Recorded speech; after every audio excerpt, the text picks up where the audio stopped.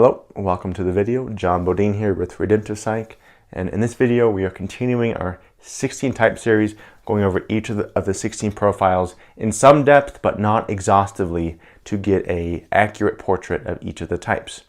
Today we're talking about the ENTP, the famed ENTP, who is one of the rational types. They are very forward-thinking, they're very innovative, as we'll talk about in a moment. They're also very difficult to type. They are amongst a short list, probably of 4 or 5 types that are extremely difficult to type. They have a natural, mercurial, enigmatic, mysterious quality to them. Now, the ENTP, as I mentioned, is one of the rational types. This is the NT temperament, meaning that they are future-focused, systems-focused, thinking about bringing about a different system, different technologies, different ways of doing things that can help improve the future. The innovation of technology over the centuries, especially recently, is in large part thanks to the rational temperaments, all of the NT types, particularly the 2 NTP types, as they are the source of originality, really, when it comes to new tech, new ideas, new systems. Now, the 3 words I've picked to describe the ENTP as I see them are innovator, chameleon, and opportunity. Now, innovator goes with the rational temperament. All of the rationals, all the NTs are somewhat innovative, but the ENTP is the king of innovation. They innovate like as a way of life. They are walking innovators. Everything they see, everything they think about is a constant spring of ideas about how to change, how to renew, how to innovate, whatever happens to be in their mind. Next is chameleon.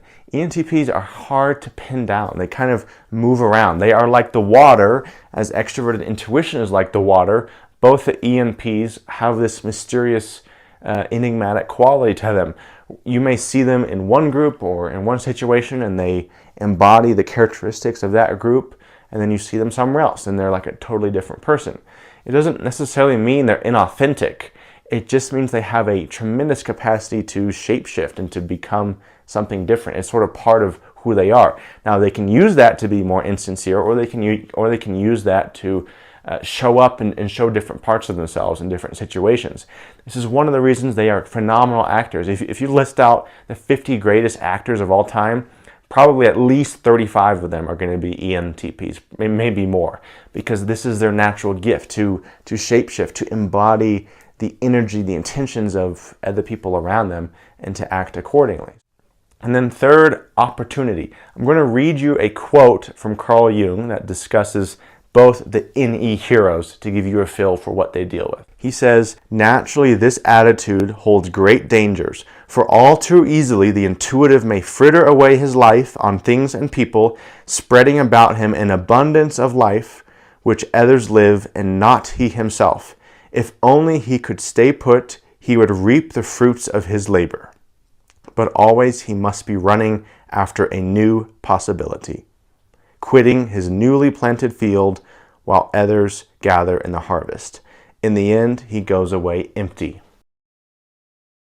ENTPs create opportunity. They sow many paths, many seeds that can grow into orchards and places of abundance. Partly it lives in their mind of the possibilities, and partly they plant seeds in the people around them. And as Jung says, they often do not reap the fruit of what they plant, not just because they're victims of what they give to other people. Sometimes people take advantage of them, but other times the ENTP is disinterested in sticking around to really see something through, to see the benefits of it. Having this awareness of what are the opportunities I'm planting and running away from, and maybe I should stick around more, and also am I being used by other people in ways that are not in the way that I want? So those 2 questions in general will help the ENTP orient their strongest function to a more aware state where they get to be a little more directive with their own life. Okay, we're going to go through the functions. Like I've said in these videos, I don't care a lot about the letters. I think they are representations, they are proxies of a deeper reality, which is the attitudes and the functions of each type. This, in my opinion, is where the heart and the meat of a personality type is. Starting with their top tool, the hero function. The hero is our strongest tool. It's our go-to. It's our favorite tool in the tool shed. The hero for the ENTP is extroverted intuition. Extroverted intuition is about possibility, opportunity, options, innovation. Their hero function embodies their qualities of seeing what's possible. They are aware of the potentials around them. It's not tied to the environment as much. It's like this metaphysical layer that lays right over the environment, where they can perceive some of the intentions and the directions and what may happen to the people around them. Now, extroverted intuition heroes, the ENPs, also like to be desired and wanted by other people. They like to present themselves as desirable and as formed to the other people around them as possible. They want to be wanted. They like to give freedom and choices to other people and help guide them to a better future. Next is their parent function. The parent is our source of responsibility. It's how we serve and nurture other people. The parent is, for the ENTP, is introverted thinking. Introverted thinking parent is about logical precision, problem solving, critiquing something, fixing something. ENTPs are phenomenal problem solvers. They can see the errors in a way of thinking when they're actually carrying the burden of their TI parent. So if you need some feedback, if you want someone to improve your project or to spot out the errors, the ways things could go wrong, ENTPs can provide phenomenal criticism, phenomenal problem solving, and detecting where something invalid or unsolid is within an argument or the process that someone may be doing something. Next is their child. The child is the source of our innocence, our renewing energy. It's a bit naive, but it creates energy for us and potentially for others. The child for the ENTP is extroverted feeling. FE child is all about how I can help other people, how I can give to other people. ENTPs care a lot about giving and giving and giving to other people. This is one of the main reasons they can mistype as a feeling type, because FE child is so active in their lives.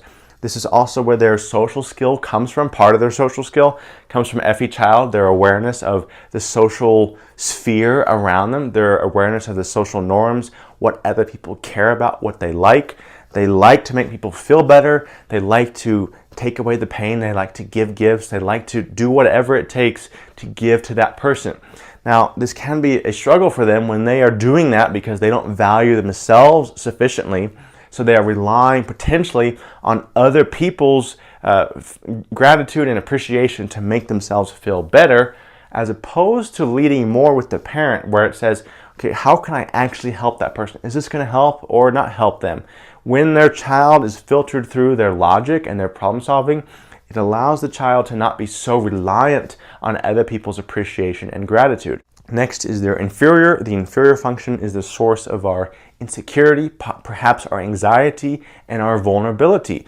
The inferior for the ENTP is introverted sensing.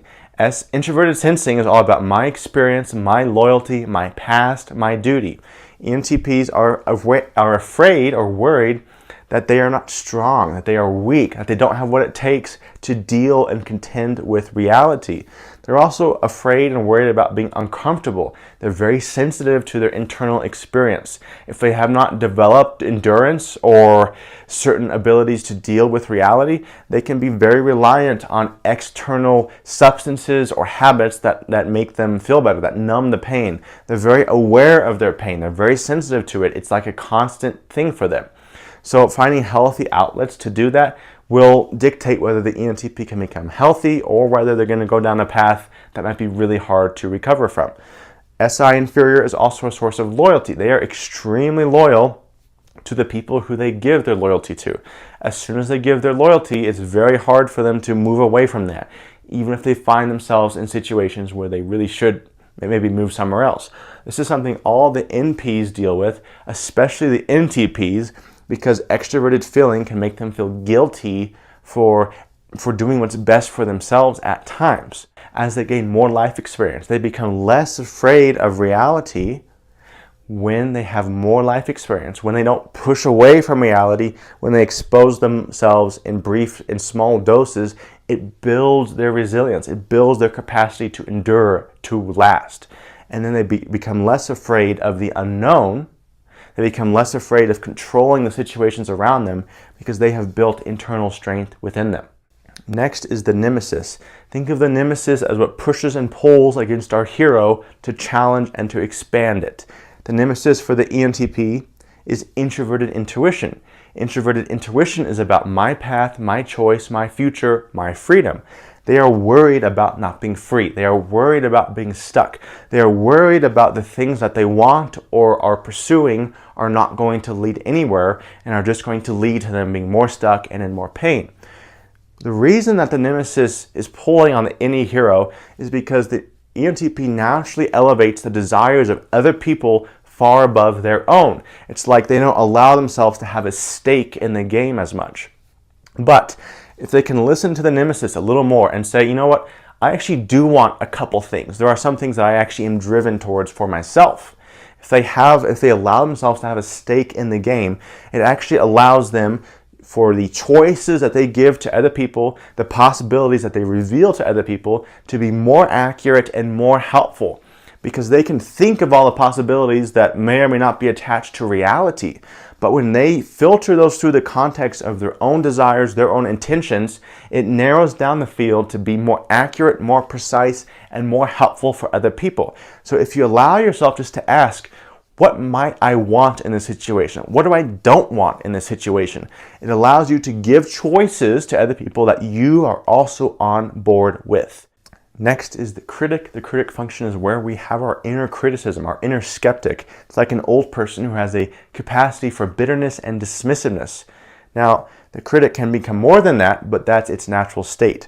The critic for the ENTP is extroverted thinking critic. Extroverted thinking is what other people think, other people's research, the frameworks and the mental models that other people use. The ENTP is critical of other people's thinking. It's critical of the research. It's critical of the degrees and the certifications. Do you actually know anything? Are you actually capable with any of that? That is their perspective with TE Critic of, I'm not sure you know what you're talking about. It is a criticism that other people have not thought through things carefully. They think through things very carefully. With TI Parent, I hold myself to a high standard of logical precision. They see other people being more reckless with their thinking of like, oh yeah, that's probably true, or that's kind of true, and see people not verify or sit with their thinking.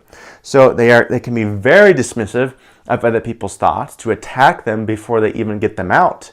Now, as ENTPs grow and mature, they do not use this as a superiority ladder, where it's like, well, that person is inferior because their thinking is bad.